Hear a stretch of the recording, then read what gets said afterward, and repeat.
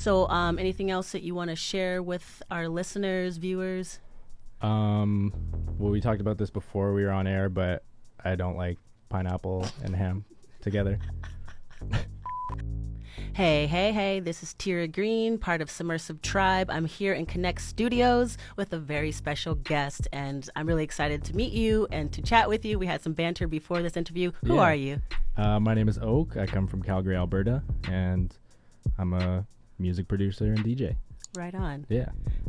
Okay, so that's actually a question I was going to ask you because, as DJs, we have many different identities. Yeah. So you identify mostly as producer, DJ?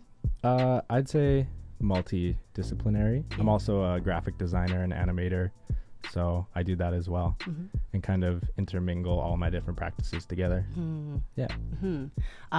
I am just getting introduced to you and really learning more about your music and your sound. I did not go to Bass Coast, but I listened to that SoundCloud. Great set. That was awesome. And I think that seemed to be like a really good turning point for you. I don't know. How was that for you? It was. So I played the year before at Bass Coast, and that kind of introduced me to kind of newer markets, newer people finding my music. And then this year, this set seemed to just really kind of push me into another kind of level, which was great. It was a ton of fun. It's like my favorite festival to go to. Even if I didn't get booked to play, I would still go to Bass Coast. That's the kind of festival it is. You want to talk more about that? Personally, I just love, like, even before I played, I worked on the build team with the Bass Bus crew out of Calgary. They're all close friends of mine, and I just love the way the festivals run. You can see it like in the lineups if you look at different kind of festivals around BC, around the west coast of the States. Bass Coast is just kind of different. You can see on the lineup it has more female DJs, it has more non-binary, LGBTQ plus, and to me, and people of color, and to me that's more a representation of Liz and Andrea, who are the two founders, and I think it's just something really special that we have in our little corner of the world. Yeah. That was you're so articulate. I love it. Thanks. Yeah. Are you also a writer as well? My partner would say no, but yeah. Okay, we'll just leave it at that. Yeah. Okay. I like to think so. It's all pineapples and apples anyway. Yeah, totally.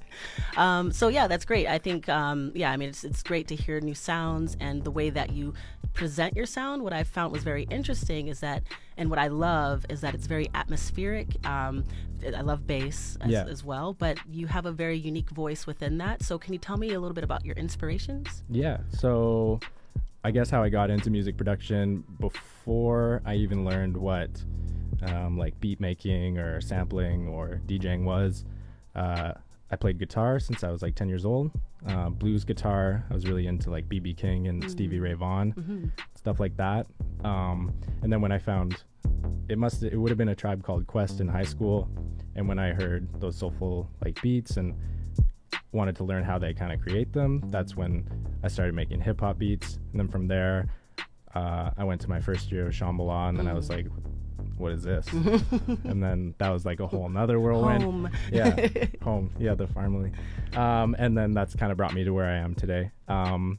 This past 2 years, it's kind of come full circle. You can start hearing that kind of hip hop and like soulful groove influence back into my music.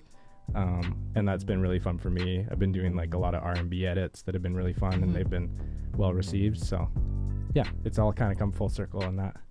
Totally. Yeah. Was one of them 1 Minute Man? Yeah, the Missy Elliott one. Yeah. That one did probably I heard it at a few festivals during some friend sets, and that was pretty special too. Yeah, that's wonderful. It's a great track. We didn't share this, but I'm part of a DJ duo called Bad Rabbit. Okay. And my DJ partner, Blackout, he played one of your tracks, and I was like, what is this? Yeah. Like, it's one of those, sometimes I'm just like, let me look at your thumb drive. Like, what did you bring today? Yeah. So like, that's great. Yeah, wicked. It's, can you describe a little bit about like your creative process? Yeah, it's a mess. I don't really have like some people have I do have a strict kind of way of doing things, but depending on the project or what I'm doing, that can all be thrown out the window. And I like to just, when I go into the studio, keep an open mind. If it's not working, I go do something else, or I work on something not music related, and then that kind of keeps things fresh for me. And yeah, I work really fast too, so like if something's not working with one project, I'd probably have like 20 other ones I can go mess around with. Right on. Yeah. You're just painting on the canvas. Painting on the canvas. So while we're talking about that, what are some of your current projects that you're really proud of and really excited about? So this latest EP is coming out on a label in Hong Kong called Unchained Recordings, and they're kind of doing really cool, really forward-thinking shows for that area of China and all over China, actually pushing like underground bass music, which is really cool. And I just have I have a collab with Ryder Shafiq on it, and then the other 2 tracks on it, they're all very different, and what I wanted to do is try and take all these genres that I find inspiring, mix them together, and kind of see if I can create a cohesive piece of music while all still sounding like very different. And I like think I achieved it, and to me that was like a proud moment.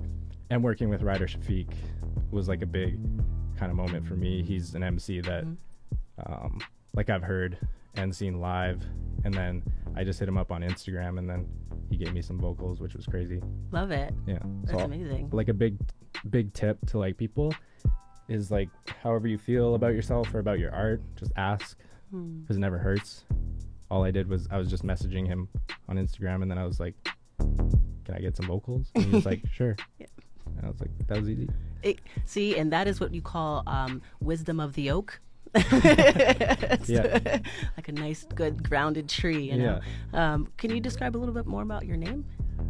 Ooh, this is like very not interesting. Okay. When I was in high school, I had a rap group. I made the beats. I also was an MC, and it was like kind of like not lumberjack themed, but like we were all into like woodworking and carpentry. When I say it out loud now, it sounds like ridiculous. It sounds amazing. Yeah. But then I was like, sure, oak. And then I liked how it's like a strong, like deep-rooted tree, like has a long life. And then I added the K because I first had 1K, right, and no one could find me. Because obviously when you search, it's not like search optimized. Right. And then I was like, I'll change my name or add a K. Right. And then I Googled it, added the K, and I came up, and I was like, oh, that was easy. Simple. Yeah. That's actually, I'm glad, because I was curious. I was like, so why was the K? That was the K, because I couldn't, like, you would search me on SoundCloud, and I'd be like 10 pages in. And then I added the K, and then I was the first one, and I was like, oh. Yeah. Nice. Sometimes you all see another wisdom of the oak, you know? That's probably why people are always like, why do they have such a weird spelling of their name? And that's why. Yeah. No. I love it. Yeah. Do you have any other creative isms that you could, one good one that you kind of resonate with and you kind of is your value that you practice and live your life by? Like not a technique, but like a kind of like a mantra? Yeah, sure. This is putting me on the spot. I would say, yeah, at the end of the day, like, creatives get into things because they're passionate about something. As soon as you start making it for other people, that's when you need to take a step back and realize that you got into it because it like gave value to yourself. Mm-hmm. So basically never losing that kind of personal value, because as soon as you outwardly start kind of not caring, obviously you're going to care what people think, but if that's all it's about, then you're going to lose like kind of the why you started doing it in the first place. So that would be like, because I've done that, and then I've had to take a step back, regroup, and then realize that I do this for me first and foremost, and if other people appreciate that, that's great. Right. Yeah, it's a bonus. Yeah. Yeah. I feel that. Yeah. That's awesome. So are there any other current projects that you're working on that you want to share about that you're looking forward to? Right now, it's just going to be, so that EP is the main one. And what's it called again? It's called Growing. Growing. Yeah. Okay. So the title track is with Ryder Shafiq, and then there's 2 other tracks. And then I'm going to do some more remixes and a few singles leading into festival season.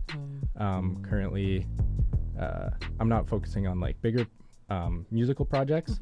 I'm kind of trying to incorporate like a visual show for my music, doing an all original set that's linked to animations and visuals that I create. Yeah. And then also more music videos. I'm working on my first music video. We just got a $10,000 grant to produce it. So Sweet. Really excited about that. That's awesome. Yeah. That's great. You sound very well rounded. Yeah. And it's interesting because at the beginning it was, like, how do you identify? And then, we learned so much about like just the richness and depth of who you seem to be. So it's really amazing it's refreshing. Thank you. You're welcome. Yeah. Are there any festivals that you're really looking forward to being at this coming year? If you can talk about them. Well, I can't really talk about any of them right now. Yeah.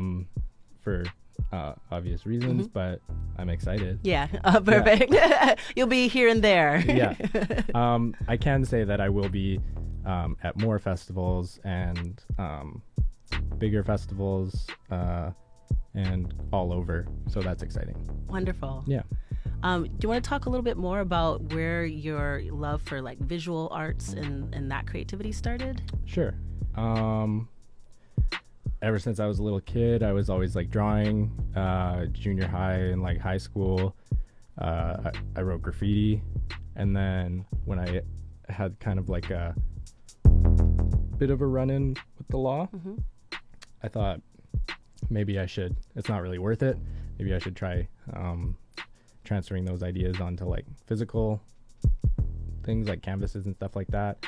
And then I think it was a trip to New York. I went to the MoMA, and then there was a typography exhibit, which to most people, like letters and like letter forms are like just whatever. I don't give a Yeah. But then I was like, this is kind of dope. And it was like the Jay-Z album cover.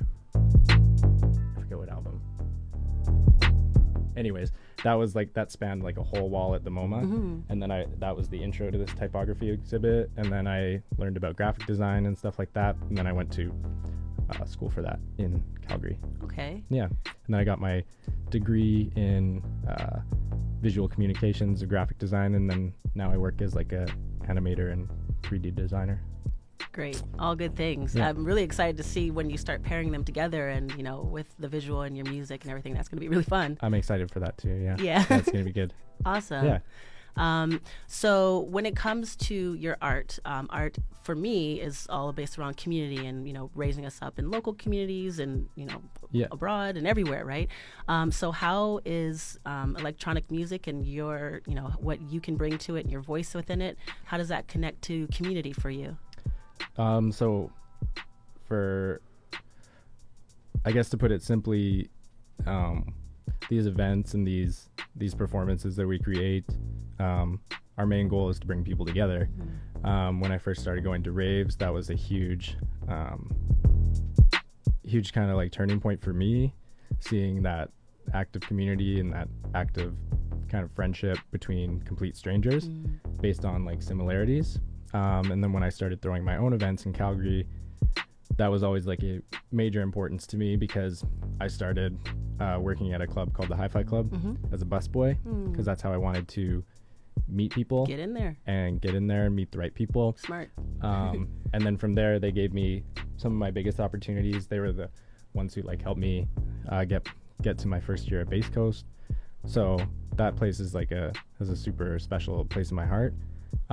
So when I started doing my own events there, that was always really important to me, is like giving a voice to people that I are like-minded to me. I love what they're doing, but maybe they don't necessarily get an opportunity to share it. And so that was always like a big thing for me. And then from there, that kind of community aspect just stems into like everything else that you do. So yeah, that was always really important to me. Right on. Yeah. Well, you're in this community right now. Yeah. You're in Victoria. Welcome. Thank you. This is going to be your first time playing here? First time playing here. First time like really here, actually. Amazing. Yeah. Welcome. Yeah, thank you. We brought you a pineapple. Perfect. I'm taking this. Perfect. What are you here to do tonight? I'm here to share my music with the the communities here. Amazing. We just talked about that. Yeah. Yeah, so tonight you're going to be playing with Sohan and Lady K. Yes. Have you met or worked with any of them? I haven't met them, but I've seen Suhan perform before at Shambhala. Mm-hmm. So I'm excited to meet him and get to know him and play music together. Right on. Yeah, it's going to be fun. Yeah. Yeah. Cool. So anything else that you want to share with our listeners, viewers? Well, we talked about this before we were on air, but I don't like pineapple and ham together.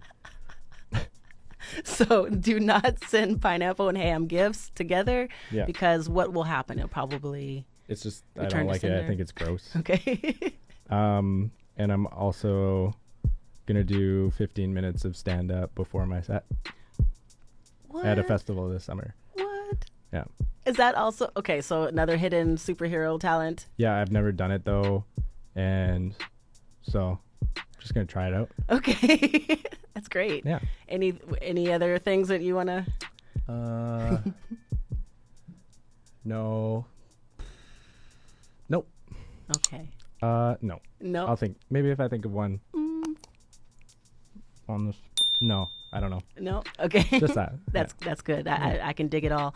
Well, I appreciate you. I know everyone who's been listening appreciates you. This has been a great conversation, and I really look forward to dancing tonight. It's my Me night too. off, so I get to dance. And Perfect. yeah. So thank you again, and yeah, keep doing what you're doing. Thank you.